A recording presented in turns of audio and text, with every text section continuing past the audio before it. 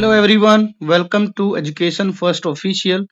प्यारे बच्चों, आज की इस वीडियो में हम पीएम श्री केंद्रीय विद्यालय का क्लास 8 का इंग्लिश का पेपर सॉल्व करेंगे। ये जो पेपर है ये PT2 का एक सैंपल पेपर है। सेशन जो है इसका है 2025-26। तो इस पेपर में देखते हैं हम क्या क्या पूछा गया है, किस तरह के प्रश्न हैं, उनके आंसर हमने लिखने हैं। क्वेश्चन का जो पेपर का टाइमिंग रहेगा 1 आवर 30 मिनट। मैक्सिमम जो मार्क्स हैं 40 रहेंगे। यहाँ कुछ इंस्ट्रक्शन दी गई है। This paper consist of 3 sections. Section A reading 8 marks, B section 16 marks का है जिसमें ग्रामर और जो आपकी क्रिएटिव राइटिंग से संबंधित रहेगा। सेक्शन सी लिटरेचर से संबंधित है, इसके भी 16 मार्क्स रहेंगे। All the questions are compulsory. You may have attempt any section at a time. All question of that particular section must be attempted in the correct order। और हमें क्वेश्चनों को correct order में ही जो है अटेम्प्ट करना है। चलिए अब हम इनके पहले सेक्शन से शुरू करते हैं। दिया गया है रीडिंग पोर्शन है, 8 मार्क्स का सेक्शन है। लिखा क्या गया है देखिए। Question 1, read the following passage carefully and answer the question that follow. Okay, question को हमने उनके आंसर लिखने हैं, पहले हमें पैसेज रीड करना है। 8 मार्क्स है। पैसेज लिखा है हेलन एडम किलर्स। ये हेलन किलर से संबंधित एक पैसेज है। तो यहाँ लिखा है कि Helen Adams Keller was born on 27 June 1880 in Tuscumbia, a little town of Alabama in United State of America. जो यूनाइटेड स्टेट ऑफ अमेरिका का एक टाउन है अल्बामा, उसके तस्कम्बिया में एडम जो है हेलन किलर है उसका जन्म हुआ। डेट भी दी गई है। Her father Arthur H killer had a captain in the Confederate army. ये एक आर्मी का टाइप होता है, कॉन्फेडरेट आर्मी। उसमें उसके फादर एक कैप्टन थे। She was born in a tiny house. एक छोटे से घर में उसका जन्म हुआ, near the homestead. It was completely covered with vines, climbing rose and honeysuckles. तो जो घर था वो पूर्ण रूप से बेलों से, क्लाइंबिंग रोज जो ऊपर की तरफ चढ़ते रोज हैं, बड़े बड़ी बेलों पे लगे हुए रोज हैं, और कुछ हनीसक्ल्स के पौधे थे। Helen Keller lost her eyes sight and hearing at the age of 2 because of an illness. एक बीमारी के कारण हेलन किलर की जो देखने की शक्ति है और सुनने की जो शक्ति थी, क्षमता थी, वो दोनों खो गई। सिंस तब से सी वॉज डेफ, वो जो है डेफ हो गई।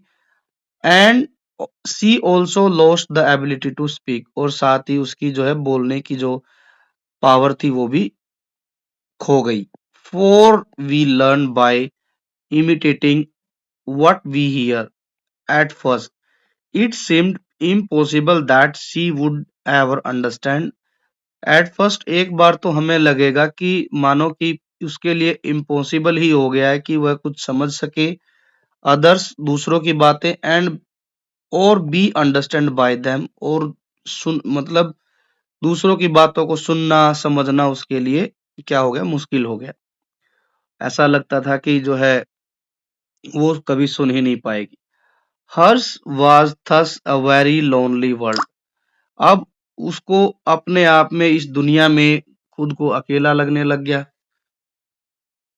She was helped by a wonderful teacher called Miss Sullivan। अब ऐसे समय में जब वो अकेली थी, a very lonely world उसके लिए एक संसार, बिल्कुल एकांत सी जगह बन गई। तो उसकी जो मदद की, सी वॉज हेल्प, मदद की गई किसके द्वारा, अ वंडरफुल टीचर जिसका नाम था miss Sullivan, who had herself been blind as a child but recovered her sight after an operation। Sullivan भी जो थी वो भी ब्लाइंड थी जब वो एक मतलब बच्चा ही थी, छोटा मतलब चाइल्ड थी। तो उसकी भी आंखों की रोशनी नहीं थी, बट उसकी आंखों की रोशनी आ गई थी आफ्टर एन ऑपरेशन, ऑपरेशन करने के बाद। मिस सुलिवन ने वॉलंटियर्ड का मतलब होता है कि जो अपनी इच्छा से बिना पैसे लिए हेल्प करना चाहे, तो उसने सुलिवन ने वॉलंटियर जो है हेलन किलर की मदद की। And taught her to speak, read and write, और उसने थॉट नहीं टॉट, ये टॉट है सिखाया, क्या करना, टॉट हर टू स्पीक बोलना सिखाया, रीड करना और लिखना सिखाया। Helen later went to a university, और उसके बाद हेलन जो है यूनिवर्सिटी में गई, विश्वविद्यालय में गई। एंड और इवन गेन्ड अ डिग्री, और वहां से उसको एक डिग्री भी प्राप्त हुई। She then spent the rest of her life working to help the blind and deaf. और इसके बाद जब डिग्री वगैरह मिल गई, उसने अपनी जो लाइफ है, अपनी बाकी की जो जिंदगी है वो बिताई किन के लिए, जो ब्लाइंड हैं और जो डेफ पीपल हैं, उनकी मदद करने में उसने अपनी लाइफ बिताई। ये पैसेज है हेलन किलर के बारे में। इस पैसेज में पूरा ये समझाया गया कि हु वाज हेलन किलर, और वो किस तरीके से उसकी सुनने की शक्ति खो गई और वो देख भी नहीं पा रही थी। तो ये सब बातें बताई गई है। वो डेफ भी, बहरी भी हो गई थी। तो कई सारी जो है डिसेबिलिटी उसको हो गई। लेकिन उनकी एक दो जैसे टीचर बनी, कौन, मिस सुलिवन, उन्होंने उसकी सहायता की और उसने सिखाया उसको पढ़ना, लिखना, सुनना सब सिखाया, बोलना सिखाया। उसके बाद उसने यूनिवर्सिटी से डिग्री ली और उसके बाद बाकी का जीवन उसने लोगों की सहायता करने के लिए बिताया। ये पैसेज है। अब क्वेश्चन आंसर की तरफ बढ़ते हैं, क्या क्या दिए गए। पहला क्वेश्चन है, how did Helen killer loss her eyesight and hearing, कि हेलन किलर ने किस तरीके से अपनी जो आईसाइट है और वो जो सुनने की शक्ति है वो कैसे खो दी, तो वो बताना है। तो हम लिखेंगे इसमें कि Helen killer lost her sight and hearing because of an illness, एक बीमारी के कारण उसकी आंखों की रोशनी चली गई और जो है साथ ही सुनने की क्षमता खो गई। Next question, when did she lose her sight and hearing, कब खोई, कितने साल की उम्र में ये हुआ था उसके साथ, तो हम बताएंगे सी लॉस्ट सी लॉस्ट हर साइट, देखने की जो शक्ति थी वो, और हियरिंग पावर जो थी वो, hearing at the age of 2, तो 2 साल की उम्र में उसके साथ ऐसे हो गया। Why was she a lonely child, वो अकेले एक ऐसे क्यों लगने लगा कि वो बिल्कुल अकेली लड़की है, क्योंकि इस वजह से हो गया कोई किसी को वो देख नहीं पा रही थी, ना ही किसी को सुन पा रही थी, और ना ही किसी की बातों को वो सुन पा रही थी और ना अपनी बातों को सुना पा रही थी। तो इसलिए जो है उसको ये लगा कि वो अकेली है इस संसार में, संसार उसका अकेला हो गया। तो हम लिखेंगे she was a lonely child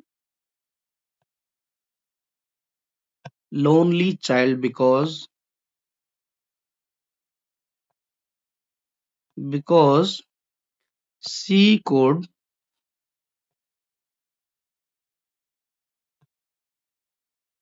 neither see nor hear and was unable to speak, ना तो वो किसी की बात को सुन सकती थी, ना ही देख सकती थी, और ना ही बोल सकती थी, और ना ही वो दूसरों को समझ सकती थी। इसीलिए वह एकांत पड़ गई थी, अकेली हो गई थी इस संसार में। नेक्स्ट क्वेश्चन है, why did miss Sullivan volunteer to help Helen, जो सुलिवन थी उसने उसकी मदद क्यों की, क्योंकि वो भी खुद क्या थी, ब्लाइंड थी बचपन में। तो हम यहाँ लिखेंगे miss Sullivan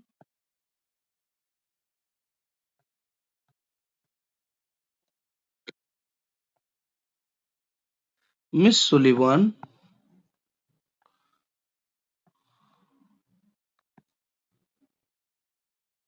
volunteered to help Helen because she herself had been blind as a child। और मिस सुलिवन ब्लाइंड थी, बच्ची थी जब, और वो उसका दर्द भी समझ सकती थी क्योंकि उसने खुद ये फील किया हुआ था, है ना। और वो चाहती थी कि हेलन भी बोले, and wanted to help Helen learn to speak, read and write. तो this is the right answer. Now next is how did Helen make use of her education. अपनी एजुकेशन का उसने यूज कैसे किया। तो हम लिखेंगे कि हेलन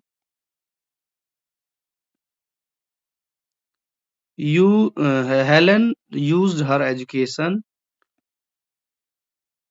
उसने क्या किया कि जो अपनी एजुकेशन से जो बच्चे थे दूसरे ऐसे ही ब्लाइंड पर्सन थे, to help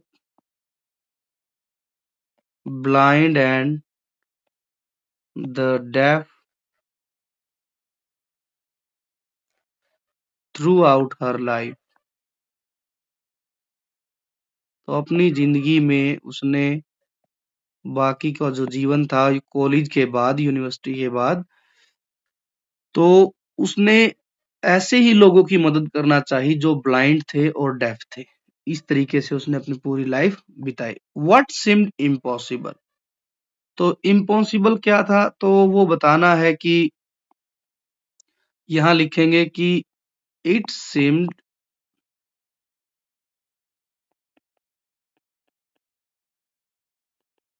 impossible that Helen would ever understand others. मुश्किल यही थी एक समय पर कि लगता था कि क्या हेलेन जो है किसी दूसरे को सुन पाएगी और उनकी बातों को समझ पाएगी, क्योंकि वो तो डेफ हो गई थी और ना ही देख सकती थी। तो उसकी बातें कौन समझता, कोई भी नहीं। लेकिन बाद में जब मिस सुलिवन मिली तो उसने मदद की, तब जाकर उसको आ, लोग वो लोगों की बातों को समझ पाई और जो है अपनी बातों को कह पाई लोगों को। Now next, how did she spend the rest of her life. तो ये हमने ऊपर बात ही कर ली है। यहाँ पर ये क्वेश्चन है कि she spend the rest of life for working to help the just wait working the working to help the blind and the deaf. This is the correct answer. तो उसने बाकी की जो जिंदगी थी वो दूसरे लोगों की मदद करने में बिताई। अब है choose the correct choose correct word from the passage which means the same as offered by willingly. Offered by offered by willingly का मतलब क्या होता है, पैसेज में से ढूंढना है। तो वो होता है volunteer. This is the right answer. Volunteer मतलब खुद से ही किसी की सहायता करने की इच्छा जताना, उसको बोलते हैं वॉलंटियर। तो ये था हमारा पैसेज। आई होप कि आपको सारे क्वेश्चन समझ आ गए। नाउ नेक्स्ट क्या है, सेक्शन बी में दिया गया है ग्रामर है और राइटिंग पोर्शन है। अब है you are Kirti Krishna, the editor of the school magazine, draft a notice inviting students to give in their original stories, articles, poems, etc. for the school magazine in not more than 50 words. आपको एक notice लिखना है, you are कीर्ति और कृष्ण, आप जो है school की जो मैगजीन के एडिटर हैं, आपने इनवाइट करना है स्कूल के बच्चों को कि वो अपनी खुद की लिखी हुई कोई स्टोरी दे, कोई आर्टिकल, कोई पोएम फॉर स्कूल मैगजीन, और ये नोटिस आपको 50 वर्ड्स में ही बनाना है, not more than 50 words. Next है कि एक क्वेश्चन और है, इन दोनों का हम आंसर एक ही साथ डिस्कस करेंगे। Write a paragraph in about 120 words, a visit to any hill station, की हिल स्टेशन पर विजिट करने गए, और एनवायरमेंटल पॉल्यूशन, की एनवायरमेंटल पॉल्यूशन क्या होता है, कॉज ऑफ एनवायरमेंटल पॉल्यूशन, कारण बताने हैं, और इसके जो इम्पैक्ट हैं वो क्या क्या है, इफेक्ट बताने हैं, क्योंकि बहुत ज्यादा मात्रा में इसका इम्पैक्ट पड़ रहा है ह्यूमन लाइफ पर, वो भी बताने, और हम एनवायरमेंट पॉल्यूशन से कैसे बचे, कुछ वो भी टिप्स भी देने हैं हमने। तो चलिए इसके हम क्वेश्चन आंसर, मतलब इन दोनों क्वेश्चनों पर हम जो है इनके आंसर को डिस्कस करते हैं। ये है हमारा सेक्शन बी। इसमें हम पहले क्या करेंगे कि अपने पेपर पर इस तरीके से एक बॉक्स को ड्राफ्ट करेंगे, देन आफ्टर हम ऊपर लिखेंगे नोटिस। आप अपने स्कूल का नाम लिखेंगे, जो भी स्कूल का नाम है, एबीसी पब्लिक स्कूल दिल्ली। अब हम लिखेंगे all students are invited to submit their original stories, poem, articles and drawing for the upcoming school magazines. Entries should be neat, creative and original, कहीं से कॉपी की हुई नहीं होनी चाहिए, और साफ सुथरा हुआ लिखा होना चाहिए, और क्रिएटिव भी। Kindly mention your name, class and section, ये भी जरूरी लिखनी है। अदरवाइज जब हम जो अपनी क्या कहते हैं अपनी मैगजीन बनाएंगे, तो आपका आर्टिकल जब लिखा जाएगा तो उसके नीचे हमें मेंशन करना होता है नेम, क्लास, सेक्शन, तो वो भी आप जरूर लिखें। The last date for submission is 25th January 2026. Submit your work to be undersigned कीर्ति और कृष्णा, एडिटर स्कूल मैगजीन। तो ये इस तरीके से आप एक छोटा सा ड्राफ्ट तैयार करेंगे नोटिस का। अब है हिल स्टेशन पर जाना है या फिर आपने एनवायरनमेंट के बारे में लिखना है, तो दोनों में से एक लिखना है, इट इज योर चॉइस, हम लेकिन दोनों की बात करेंगे। फर्स्ट है last summers I visited Shimla, आप और कहीं भी लिख सकते हैं, जा सकते हैं, मे बी इन उत्तराखंड, यदि आप साउथ इंडिया से हैं तो हो सकता है कि आप जो है साउथ इंडिया की किसी अच्छी सी जगह पर जा सकते हैं, ठीक है। नॉर्थ इंडिया से है तो नॉर्थ इंडिया में आप किसी अच्छी जगह जा सकते हैं। यदि आप नॉर्थ ईस्ट से हैं तो आप जो है अपना नॉर्थ ईस्ट में कहीं सिक्किम जा सकते हैं, सिक्किम जा सकते हैं। वेस्ट से हैं तो आप सपोज दैट राजस्थान से तो आप जो है माउंट आबू जा सकते हैं, ठीक है। इसके बाद महाराष्ट्र से हैं तो आप जो लोनावला एक जगह है वहां जा सकते हैं, हिल स्टेशन है, तो आप अपने अकॉर्डिंग इसको ऐड करें। मैंने लिखा है कि last summer I visited Shimla is beautiful hill station. The weather was cool and pleasant, which gave relief from the summer heat. This hill were covered with green trees. बहुत सारे green trees है वहां पर, and colorful flowers. We visited Mall Road, Jakku Temple, and Kufri. The view of snow-covered mountains was breathtaking. The fresh air and peace environment refreshed my mind. I enjoyed riding the toy train, क्योंकि मैं यहाँ जब गया था तो toy train से गया था। जो टॉय ट्रेन थी वो चलती थी कालका से शिमला, कालका टू शिमला, तो बड़ा मजा आया मुझे टॉय ट्रेन से, और मैंने बहुत सारे फोटो क्लिक किए। और क्या किया, लोकल फूड वाज डिलीशियस, जैसे यहाँ पर लोकल फूड जो है शिमला में वो खाया मैंने, ठीक। And the people were friendly, the trip was memorable and relaxing, visit to hill station help us connecting with nature and give us peace and happiness. So इस तरीके से हम कुछ ये एक जो है आपको हेल्प करेगा कि किस तरीके से हमने लिखना है। यदि आप कहीं हिल स्टेशन जाते हैं तो अपने जहां भी हिल स्टेशन गए हैं वहां के आप लिख सकते हैं, जैसे दार्जिलिंग है, दार्जिलिंग की बात आप यहाँ लिख सकते हैं। आगे है एनवायरमेंट पॉल्यूशन। एनवायरमेंट पॉल्यूशन के बारे में लिखना है अब हमें। Environment pollution means making our surrounding dirty and unsafe. Environment pollution कैसे होता है कि जब हम अपने आसपास को जब गंदा करते हैं या फिर उसको अनसेफ करते हैं तो तब उसको हम कहते हैं environment pollution. Smoke from vehicles, reason बताना किस कारण होता है। बेसिकली जो स्मोक निकलता है व्हीकल से वो factories makes the air dirty, garbage and plastic pollute the land, dirty water from homes and factories pollute river and lakes. Pollution makes people sick and harm plant and animals. किस किस को बीमार कर देता है, plants को, हाँ animals को, पीपल्स को। It is one of the biggest problem faced by the world today. आज के समय में एनवायरमेंट पोल्यूशन जो है एक सबसे बड़ी प्रॉब्लम बन गई है। To control pollution we should reduce the use of plastic, plant more trees and recycle waste. We should walk or use public transport whenever possible. A clean environment keeps us healthy and happy. It is our duty to protect nature for ourselves and the future generation. तो हमारी ये जिम्मेदारी है सबकी कि हमें अपने आसपास के जो एनवायरनमेंट है उसको हेल्दी रखना है, हैप्पी रखना है, सो दैट कि हमारे लिए भी वो सही रहे और आने वाली जनरेशन के लिए भी सही रहे। ऐसा ना हो कि आने वाली जनरेशन के लिए हम डर्टी पॉल्यूशनटेड जो एनवायरनमेंट है वो छोड़ के जाए। नो, एनवायरनमेंट एक क्लीन एनवायरनमेंट पर सभी का राइट है। तो चलिए अब वापिस चलते हैं ग्रामर पोर्शन पर क्या दिया गया। फोर्थ क्वेश्चन है कि complete each sentence by using present participle और past participle form of verb. हमें क्या करना है, यहाँ पर 3 सेंटेंस दिए गए हैं और 4 वर्ड दिए गए हैं। इनमें जो ब्लैंक दिए गए हैं उनमें या तो हमें प्रेजेंट पार्टिसिपल भरना है या फिर पास्ट पार्टिसिपल भरना है। तो हमें पता है कि प्रेजेंट पार्टिसिपल में क्या होता है, वर्ब की फॉर्म के साथ आईएनजी लगी होती है। पास्ट पार्टिसिपल में या तो ईडी होता है या फिर ईएन होता है at the end of the word. और ये जो है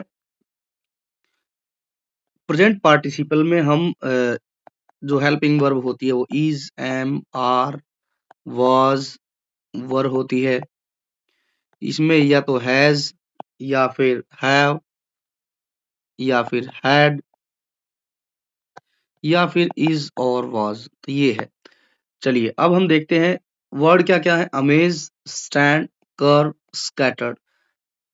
स्कैटर्ड मतलब होता है फैले हुए, ये ध्यान रखना है। फर्स्ट है the sun temple in Konark. जो कोणार्क का जो सन टेम्पल है features intricately dash stone wheel and walls. अब हमें पता है कि जो कोणार्क का जो सन टेम्पल है वो उसके जो व्हील हैं और जो वॉल है वो स्टोन से बनी है। किस तरीके के स्टोन है वो, कर्व्ड है वो। यहाँ पर पास्ट पार्टिसिपल यूज होगा तो हम लिखेंगे कर्व। ठीक है, the sun temple in Konark feature intricately curved stone wheel and walls, ये ध्यान रखना। नेक्स्ट है the dash islands of Andaman and Nicobar offer some of the cleanest beaches in India. तो जो अंडमान निकोबार के जो आइलैंड है वो फैले हुए हैं बहुत दूर तक, काफी सारे हैं वो। तो हम यहाँ लिखेंगे scattered, SCATTERED, the scattered island of Andaman and Nicobar. यहाँ भी पास्ट पार्टिसिपल यूज होगा। थर्ड है, यहाँ हो जाएगा the dash view of Himalayas from Darjeeling attracts visitor from all over the world. जो दार्जिलिंग से जो हिमालय का व्यू है वो all over the world visitors को अट्रैक्ट करता है। तो यहाँ आ जाएगा अमेजिंग। क्या आ जाएगा यहाँ पर, अमेजिंग। यहाँ हो जाएगा हमारा प्रेजेंट पार्टिसिपल। पहले में होगा कर्व्ड, सेकंड में स्कैटर्ड, थर्ड में हो जाएगा अमेजिंग। अब है fill in the blanks with appropriate adjective form of the bracket from the bracket। यहाँ पर 3 सेंटेंस दिए गए हैं, हमने यहाँ पर प्रॉपर एडजेक्टिव भरना है। चलिए जी देखते हैं। I try to be a, I try to be a, क्या आ जाएगा, फ्रेंडली। क्या आ जाएगा, I try to be a friendly person। I often feel, ठीक है। अब इसमें आप बताएंगे कि पार्टी जब होती है तो आपको कैसा फील होता है, तो मैं लिखूंगा एक्साइटेड। जब भी मुझे कहीं पार्टी में जाना होता है तो मैं बड़ा एक्साइटेड फील करता हूँ, बड़ा खुश होता हूँ। It is never a problem for me to remember people's name. It is जो है क्या लिखा है, it is never a problem for me to remember people's name. ठीक है, आई डू दैट इजिली, वो मैं उसे आसानी से कर लेता हूँ। मेरे लिए प्रॉब्लम नहीं है कि लोगों के नाम याद रखना, मैं इसको आसानी से याद रख लेता हूँ। तो ये हमारा हो गया ग्रामर पोर्शन। अब चलते हैं हम सेक्शन सी की तरफ, that is literature. Literature part है। लिटरेचर पार्ट में क्वेश्चन सेवेंथ है, read the following extract and answer the questions that follow. यहाँ पर एक पोएम का स्टैंजा दिया गया है, उसके बेस पर कुछ क्वेश्चन है। ये 4 मार्क्स का क्वेश्चन है, देखते हैं क्या कुछ दिया गया। इसमें लिखा है, I order you to paint for me a fortress tall and grand, paint treasures, jewels and riches rare, enough to rule this land। तो ये दिया गया है। ये जो है हमारी जो the magic, just wait, the magic brush poem में से दिया गया है ये। तो उसमें से है जिसमें जमींदार ऑर्डर देता है लड़की को कि जो है वो उसके लिए क्या करे, कि एक किला बनाए बहुत बड़ा और शानदार, बहुत सारा खजाना, गहने, ठीक है, और बहुत ज्यादा अमीर उसको बना दे। तो इस तरीके की कुछ कहानी है। लड़की होती है Gopi, enough to rule this land. तो यहाँ पर क्वेश्चन जो दिए गए हैं उनको हम देख लेते हैं क्या क्या है, उनके क्वेश्चन के आंसर हम लिखते हैं। पहली बात तो ये है कि name the poem from where these lines have been taken, as already I have discussed, कि इस पोएम का नाम जो है वो है the magic brush. The magic brush, ये हो गया। Who is the speaker here in the poem. अब इस पोएम में नहीं बल्कि इस एक्सट्रैक्ट में, स्टैंजा में जो स्पीकर है वो है जमींदार। तो हम लिखेंगे कि the speaker, the speaker is the greedy, लालची था वो, ग्रीडी एंड पावरफुल जमींदार, जमींदार। ये हो गया आंसर। नेक्स्ट क्वेश्चन है, Why did the news of the magic brush spread through forest, field and plains? तो ये बताना है कि जो मैजिक ब्रश की जो खबर थी वो कैसे फैल गई, ये बताना है। ठीक है, थ्रू फॉरेस्ट, फील्ड, प्लेन्स, हर जगह पर कैसे फैल गई मैजिक ब्रश की बात। तो वो इस तरीके से हुआ था कि द न्यूज spread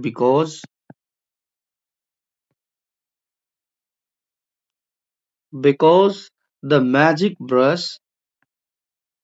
या the brush could make anything, कुछ भी बना सकती थी, एनीथिंग रियल, व्हेन पेंटेड, जब भी किसी चीज पर पेंट किया जाता था तो वो रियल में बन जाता था, विच अमेज्ड एवरीवन, और जिसने सबको हैरान किया। जो भी गोपी बनाती थी वही रियल का बन जाता था, इसीलिए जो है वो बात रातों रात, या कह लीजिए बिल्कुल साथ की साथ ही हर जगह फैल गई, चाहे वो जंगल है, खेत है, खलिहान है, कहीं भी कहीं। Was the speaker right when he say so? क्या जो जमींदार था वो ठीक था, वो कह रहा था उससे, गोपी से, कि मेरे लिए जो है एक किला बनाओ, गहने, ठीक है, दौलत, धन दौलत, खजाना बनाओ। तो क्या वो ठीक था? तो हम कहेंगे no, the speaker, the speaker was not right. ठीक है, the speaker was not right because, वो क्या था, because he wanted to use the magic brush. He wanted to use the magic brush to his own greed, अपने लालच के लिए, on greed, अपने लालच के लिए वह ब्रश को यूज करना चाहता था। दैट इज वाई जो है स्पीकर जो है एज पर द पोएम गलत था। अब नेक्स्ट क्या दिया गया क्वेश्चन आंसर आगे, answer any four of the following question in 30 to 40 words. यहाँ पर हमने कोई 4 क्वेश्चन लिखने हैं जो कि 8 मार्क्स करेंगे, हर क्वेश्चन 2 नंबर का रहेगा।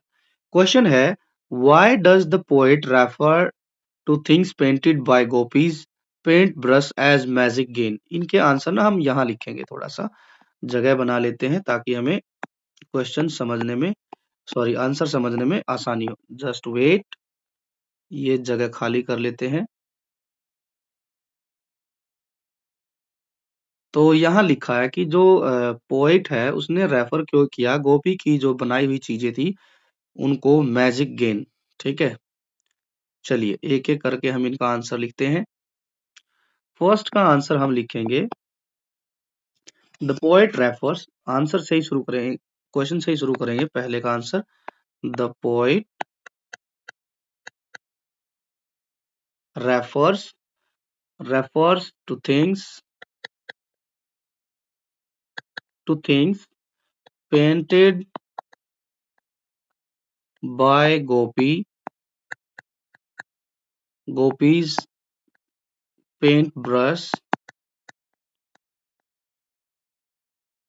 एज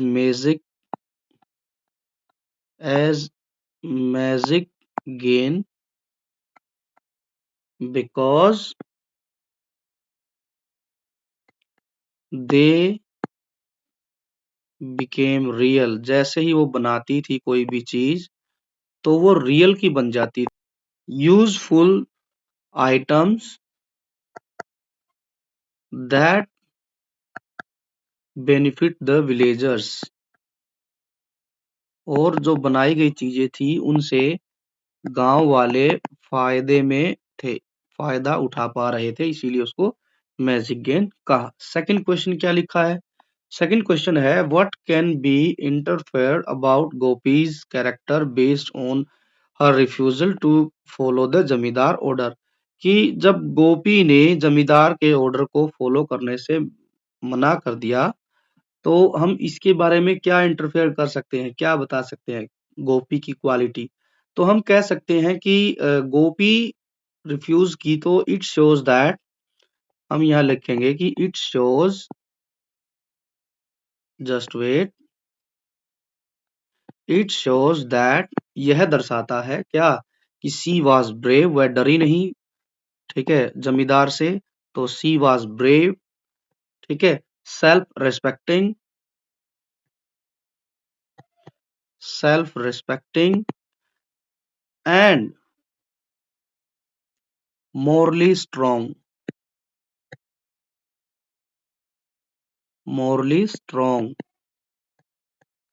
यदि वो उससे डर जाती तो जो है वो सब कुछ बना देती जो वो कह रहा था, लेकिन उसने किया नहीं क्योंकि वो तो गरीब लोगों की मदद करना चाहती थी, उसने की भी थी, जो गांव में गरीब लोग थे।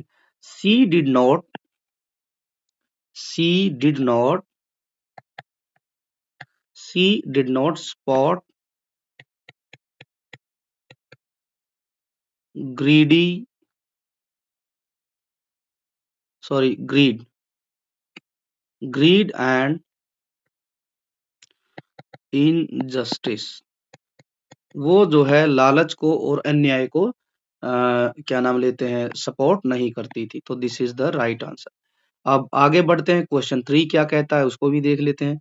क्वेश्चन 3 में लिखा है, what does the writer want to convey with the use of the phrase playing hide and seek with its visitor. ठीक है, what does the writer want to convey, क्या मैसेज कन्वे करना चाहता है विद द फ्रेज के साथ, phrase है playing hide and seek with visitors, कि विजिटर्स के साथ हाइड एंड सीक खेलना।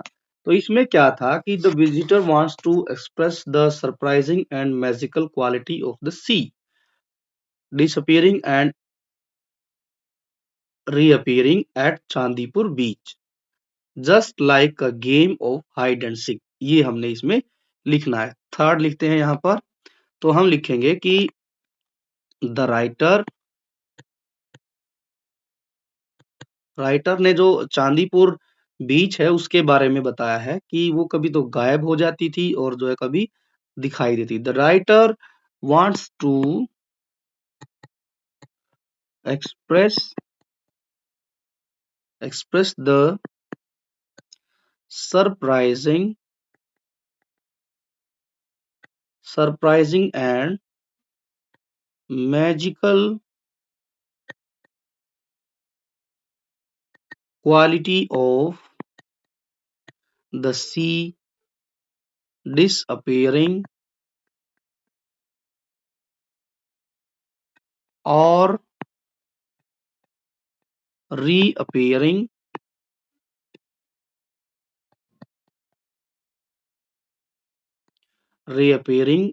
at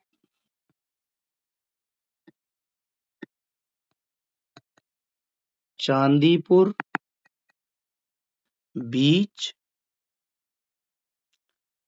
just like a game of hide and seek। तो हम इस तरीके से इसका आंसर लिखेंगे। ठीक है, ओके जी। अब चलते हैं मेघालय की तरफ। मेघालय के बारे में क्वेश्चन पूछा है, how are the living roots bridge are born for the local people. जो रूट ब्रिज हैं, ठीक है, रूट ब्रिज मेघालय में पाए जाते हैं, मेघालय के जंगल में। वो कैसे बोर्न है, ठीक है ना, born of for the local people कैसे कहलाते हैं वो बताना है। इसका आंसर हम लिखेंगे इस तरीके से कि जो लिविंग रूट ब्रिज थे, the living root bridges are a boon for local people of Meghalaya because they offer a sustainable, long-lasting solution to cross cross rivers and streams, especially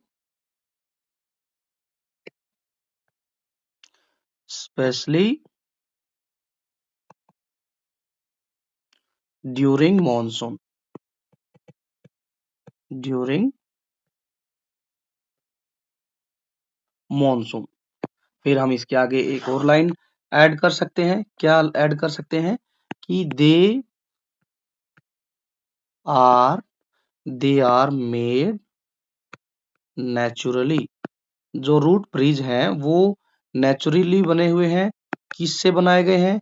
using trees using tree roots and using tree roots and strong and are strong, और ये strong भी है। तो इस तरीके से इसका answer हम लिखेंगे। अब ये है कि describe the valley of flowers Uttarakhand in your own words. अब हमें वैली ऑफ फ्लावर्स के बारे में लिखना है। वैली ऑफ फ्लावर्स जो है बच्चों वो चमोली डिस्ट्रिक्ट में है। Chamoli district in Uttarakhand, Chamoli district in Uttarakhand. यहाँ पर नियर बाय 6000 टाइप्स की जो है फ्लावर्स की जो स्पीसीज हैं वो पाई जाती हैं। तो हम इसमें ये लिख सकते हैं कि the valley of flower is located in Chamoli district of Uttarakhand. It spans over 87 kilometres. ये जो 87 किलोमीटर स्क्वायर में फैली हुई है और it lies within the Nanda Devi biosphere reserve, और ये नंदा देवी बायोस्फीयर रिजर्व में है। The valley is famous for its wide variety of flowering plants. The valley is home to many medicine plants also. तो हम यहाँ पर ये सब लिखेंगे। अब है नेक्स्ट क्वेश्चन, क्या दिया गया है? नेक्स्ट क्वेश्चन है कि गिव यूर ओपिनियन। क्या ओपिनियन देना है? If you have a magical brush, यदि आपके पास एक मैजिकल ब्रश होती तो what would you use in it it in your today's world. तो आप इसका यूज किस तरीके से करते आज की लाइफ में, तो ये बताना है। तो हम यहाँ लिख सकते हैं कि I would use the brush, जो ब्रश होती मेरे पास मैजिकल ब्रश, तो मैं क्या करता टू पेंट, क्योंकि आज बहुत से गरीब बच्चे हैं जिनको खाना भी नहीं मिलता, तो मैं उससे भोजन ड्रॉ करता और वो रियल में बन जाता, है ना, फॉर द हंग्री पीपल। ठीक है। और क्या करता मैं, जिनके घर नहीं है उनके घर बनाता, होम फॉर द होमलेस। और क्या करता मैं, मेडिसिन बनाता जिससे कि बीमार लोग जल्दी से जल्दी ठीक हो सके, medicine for the sick people. और इसके अलावा मैं क्या करता, बुक्स बनाता, बुक्स फॉर चिल्ड्रन, चिल्ड्रन। ठीक है। I would like to make, हम लिख सकते हैं एक बार आगे, I would like to make the world a better place for those in need. जरूरत के हिसाब से जो भी जरूरत होती उस तरीके की चीजें बनाता, और इस धरती को मैं एक बहुत ही अच्छा प्लेस बनाता रहने के लायक। तो ये हो जाएगा। तो ये सब बातें हैं हमने इसमें लिखनी है। अब बाकी का लास्ट क्वेश्चन आप अपने हिसाब से लिखेंगे कि what might be the purpose of highlighting the inspiring natural wonder of India. जो नेचुरल वंडर हैं हमारे, जैसे अंडमान निकोबार है, आइलैंड है, ठीक है। ऐसे ही हमारा नॉर्थ ईस्ट स्टेट में जो ब्यूटी है वो। इसके अलावा हम बात करें नॉर्थ ईस्ट के बाद यदि जाएं तो हम शिमला जा सकते हैं। शिमला के बाद हम वैली ऑफ फ्लावर्स जा सकते हैं, राजस्थान जा सकते हैं, द वेस्टर्न घाट जा सकते हैं। तो ये नेचुरल प्लेस है हमारे लिए जहाँ पर हमें बहुत कुछ सीखने को मिलता है। तो इसका क्या उद्देश्य था, तो ये बताना है। इसका यही उद्देश्य था कि बच्चों हम अपने नेचर के प्रति कनेक्ट हों, जो है, और हम अपनी नेचुरल जो चीजें हैं उनको ऑब्जर्व कर पाएं, ठीक है, उनको देख पाएँ।